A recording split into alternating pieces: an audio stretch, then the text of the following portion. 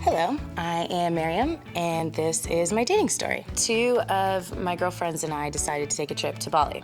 We were in this area called Padang Beach, and we were at a nighttime reggae beach concert. Out of nowhere, all of a sudden, this young guy came up to me and asked if he could buy me a beer. So I'm like, sure. We definitely ended up hitting it off pretty well. Turns out his villa was like 2 blocks away from where my villa was, and we kind of decided, hey, why don't we go back and, hot tub and like go chill.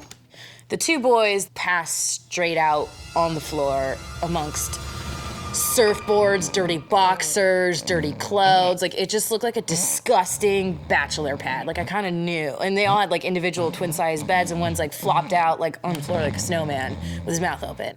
Him and I go into the hot tub and we're talking and, kind of just asking each other questions about where you work, where you go to school and whatnot. We get to know each other, and he's really cool. So he was like, well, there's these awesome caves around here called the Uluwatu Caves. Like, we should walk up there and go to the beach. And so we walked through this super romantic, little trail where there was these stairs in the dark, and if you fell left or right, you kind of fell off. So we were holding hands, and we had beer with us, and everything was perfect. And we get to the bottom, there were these amazing caves and these perfect stars just aligned in the beach, and no one was there. It's super romantic. We're making out.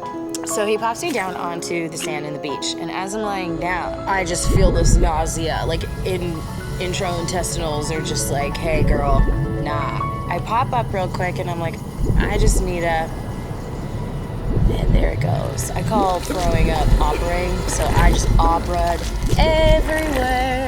everywhere on the beach, a circle around us. I could have made a design with it because it was so much. I didn't even realize that I had been drinking that much until I laid my head back and got the spins. He was actually a really big champ about it and was like, hey sweetie, it looks like you kind of need to go back and wash up. How about we wrap this all up and I'll take you back. Go back to his house, took a shower, and amidst 2 guys snoring at volume 1,000 and surfboards and dirty boxers and dirty everything else,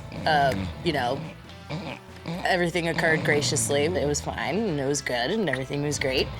And I actually, by the time we were done, it was 2 or 3 in the morning, and felt this huge guilt factor, kind of the aftermath factor, what am I doing? Why am I here? And I couldn't sleep. I had never really done anything that spontaneous before, so I was feeling immoral. And I'm just literally watching dust particles float around in the dark while they're all snoring super hard.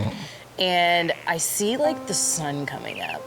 And the only thing I felt at that moment was I'm not even religious, but I need Jesus right now. I need to just get out of here and go pray. So I scooted his arm off of me slowly, and I tiptoed out and I ran for my life. Ladies, be careful with the surfers, especially when you go in the room and it's a mess like that. What you see is what you get. If you liked my dating story, don't forget to subscribe below.